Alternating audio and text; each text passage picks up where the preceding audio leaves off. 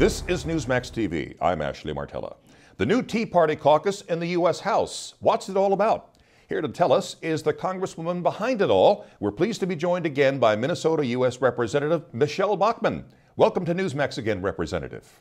Ashley, thank you. Always an honor. Please explain the purpose of the Tea Party caucus, and will the caucus have regular meetings to discuss issues and map strategy? Thank you. Yes, the purpose of the Tea Party caucus is to listen to the concerns of the mainstream people who have very real concerns about the overwhelming growth of government and the growth of government spending. And we don't want to be the mouthpiece for the Tea Party. We want to be the earpiece for the Tea Party. We don't want to control it or run it out of Washington. We don't want to vouch for the Tea Party. We believe that they've been viciously smeared and called names that no one should be called without any proof. And so we're providing an open door where real people can come and speak to us, members of Congress, about issues that are concerning to them. Primarily three issues. One is that Congress needs to act within its constitutional limits, the fact that the American people are taxed enough already, and third, we need to act with fiscal restraint. In other words, we should not spend more money than what we take in. That's the area of agreement among the Tea Party, and we are open and listening to the concerns of the American people. Okay, Representative, you say you're not the head of the Tea Party movement. Who do you think is?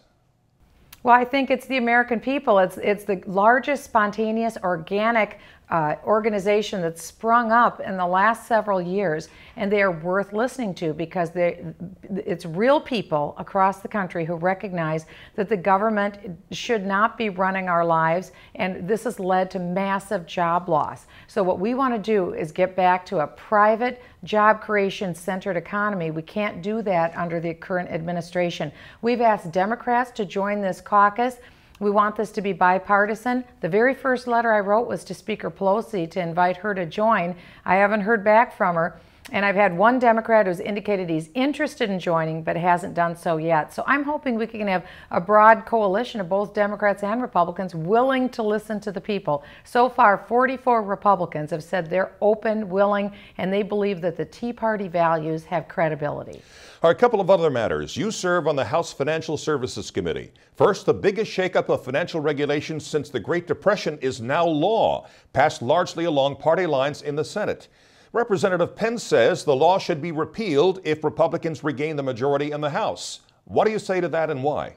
The financial reg reform bill should be repealed. It's a disaster because the very first thing it will do, it will mean the end of free checking accounts across America. Second, it will mean a dramatic increase in ATM fees for almost all Americans. And third, credit will be very difficult to obtain. We know how this financial meltdown occurred. It's because of the federal government passing the Community Reinvestment Act that lowered our platinum level lending standards that we've enjoyed for 150 years and destroyed our lending standards, and also Freddie and Fannie, which made very risky loans.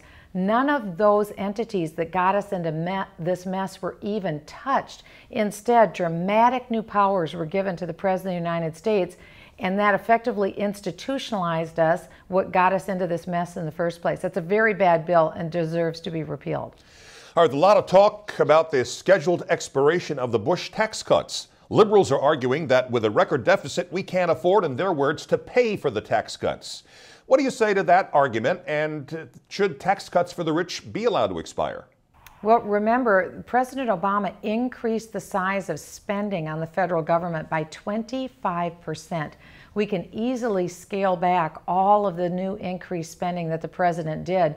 That would pay for the cuts, because after all, these will be tax increases on job creators. So if you don't want new jobs coming in the future, then put these tax increases into place, because these tax increases will go on the small business owners who are creating and providing the jobs. If you look at all of the jobs that have been created, it's been created by businesses that are less than 5 years old.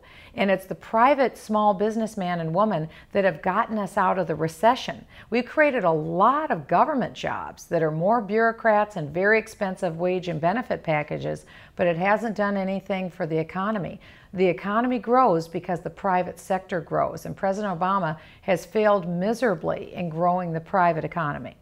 Goldman Sachs got $13 billion from the government's bailout of AIG. It's been revealed that Goldman Sachs sent $4.3 billion in federal taxpayer money to 32 entities, including overseas banks, hedge funds, and pensions.